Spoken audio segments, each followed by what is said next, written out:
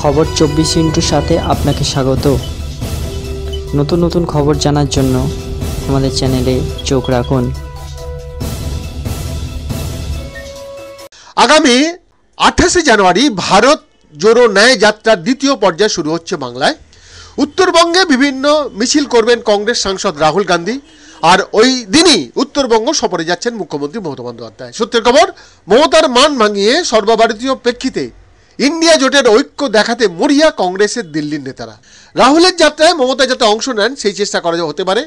এদিকে মমতা বন্দ্যোপাধ্যায় জানিয়ে দিয়েছেন যে তিনি ভোট পূর্ববর্তী কোনো জোটে থাকছেন না, ভোটের পর জোট নিয়ে ভাবনা চিন্তা করা যাবে। এমতো অবস্থায় মমতাকে আপাতত সুর নরম করে ফেলেছেন মমতার জন্য প্রদেশ কংগ্রেস সভাপতি অধীর চৌধুরী। বারবার হাইকমান্ডের কোর্টেই বল ঠেলছেন তিনি।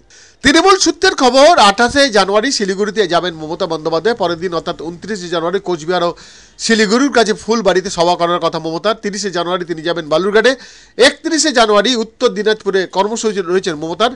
ওই সময় বাংলার বিভিন্ন জায়গায় মিছিল করার কথা রাহুল গান্ধীর। এদিকে মমতা ব্যানার্জির মান ভাঙাতে অধীর চৌধুরীকে কার্যত পাশ কাটিয়ে জয়রাম রমেশকে ময়দানে নামিয়েছে কংগ্রেস নেতৃত্ব। জয়রাম দাবি করেছেন রাহুলের ন্যায় যাত্রায় সামান্য সময়ের জন্য হলেও অংশ নেবেন মমতা। মমতা ছাড়া ইন্ডিয়া জোট যে সম্ভব নয় সে কথাও বলেছেন তিনি।